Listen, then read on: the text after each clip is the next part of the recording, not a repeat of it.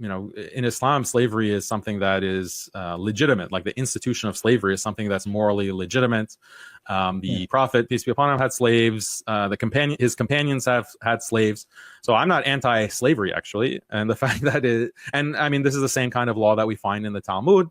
Traditional Judaism also didn't have a moral problem with slavery, and no religion did. No religion, no political ideology had a problem with slavery. It was only because of the Industrial Revolution. That's very oversimplifying. In traditional Judaism, I'm talking about the Israelite religion. You can go read it yourself in the Torah, right?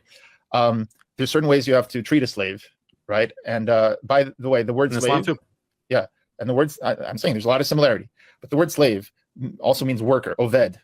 Okay, avodah means work, and oved is a slave. And so the idea is that, well, for its time, it was progressive. There's this idea that during the time of the Israelites, okay, and people were poor. And you have to understand this also. The times have changed. People are rich now compared to even the Romans. So back then, to survive, you needed to work for some wealthy landowner, like Ruth worked for Boaz, the grandmother of King David. In the story of Ruth, she went and he had lots of people working for him. The distinction between a slave or slave girl or whatever, keep in mind, these people had nowhere to go. If they went somewhere, they were either in the forest, right? And they had to get some food somewhere. So they've joined some collective. So my point is, if you're treated nicely and you are a slave, what's the alternative? Whereas right now, if you're for slavery now, the question is why? We have robots, we have machines. What's the point of slavery now? Are you supporting sex slavery? Do you support trafficking? But before we get into sex slavery, let me ask you, like, what if conditions change? Like maybe there's a huge solar flare and all of our technology and electronics are evaporated and people return to the state of poverty or destitution that existed 2,000 years ago or 3,000 years ago. So would you be in favor of the same institution of slavery, or you gloss it as workers?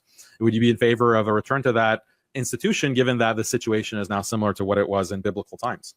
Well, it's like the Sam Harris thing, can torture be justified in these exact conditions when there's a bomb and you have 10 seconds to defuse it? Well, that was the majority. It's not like an outlier condition. This was the majority condition for the world, for human existence of then the Western world, thousands of years. We've had the Western world slavery. So if we do return to the dominant condition of humanity, the way that humans have been living for tens of thousands of years as a civilization, then you'd be in favor of slavery making a return. If there was a post-apocalyptic Mad Max universe, then yeah, sure, I would be a utilitarian and survive the best I can. I don't really care at that point what the institutions do.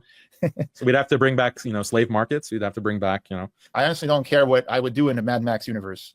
We don't need to do that today. It's not Mad Max. The majority of civilization wasn't a Mad Max scenario. Like, you just had a pre-industrial societies. You had major civilizations, major cities. It wasn't Mad Max. You had an organized agrarian society or agricultural pre-industrial societies. So it's not like Mad Max, everyone's like eating each other alive. Yeah, but before those societies, they were hunter-gatherers. They say that slavery started when people settled down and they got more diminutive stature even and different nutrition. And they would enslave others because they were tied to a piece of land. So clearly there's ways to live as hunter-gatherers as well. Lower calories maybe, I don't know. That's true, but if we return to a pre-industrial type of condition, you see the wisdom of slavery basically.